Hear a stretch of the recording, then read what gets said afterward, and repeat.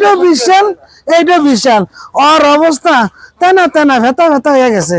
আরে রু নাই, আর ওর রু তাজা, দেখছেন এই যে টাস টাস করে। আর ওর অবস্থা কবর আজাব শুরু হয়ে গেছে।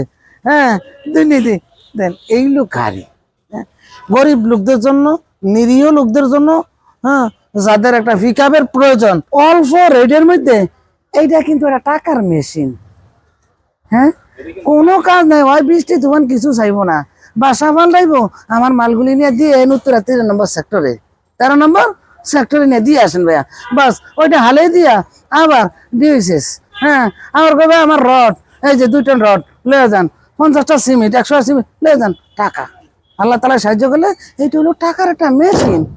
আর রুটা খালি ঠিক থাকলি সালামতে, রুটা ঠিক রাখবেন, টাকা আপনাকে আল্লাহ তালা মদত করবি। এইটা রুচিলায় এই গাড়ি দিয়া আপনি মোটামুটি রুজি রোজগার করে সুন্দরভাবে চলতে পারেন, এমন এক গাড়ি।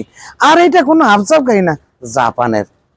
যে লোক নিবে আমার ভাই, হ্যাঁ, আমি দোয়া করিয়া দিতাম যদি কিসমতে থাকে, দোয়া করুন যে আল্লাহ এইটার উসিলায় এই লোকটার সংসারটা পরিচালিত হবে। হ্যাঁ, বাচ্চা কাচ্চার, হ্যাঁ, খাবার দাবার সবকিছু এটার উসিলায় চলবো।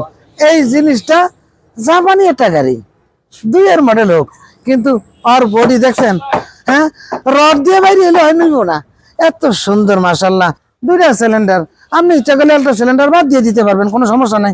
একটা তলে লাগিয়ে নিলেন, ষোলোটা লাগিয়ে নিলেন, এইটা হালিয়ে দিলেন। হ্যাঁ, তাহলে এতে আরো কিছু মাল সামানা আপনি রাখতে পারবেন। এত সুন্দর গাড়ি, আমাদের কোম্পানিতে ছোট গাড়ি পরিয়ে আছিল আলহামদুলিল্লাহ। তো এইটা আমি খুব কম প্রাইসের ভিতরেই আলহামদুলিল্লাহ ছেড়ে দিব। এটার মূল্য হলো 7,80,000 টাকা, 7,80,000 টাকা। যদি আমার কোনো সহৃদয়বান কাস্টমার আমার সামনে এসে, তাইলে আমি তাকে কিছু অনার করব ইনশাআল্লাহ। আসসালামু আলাইকুম ওয়া রাহমাতুল্লাহ।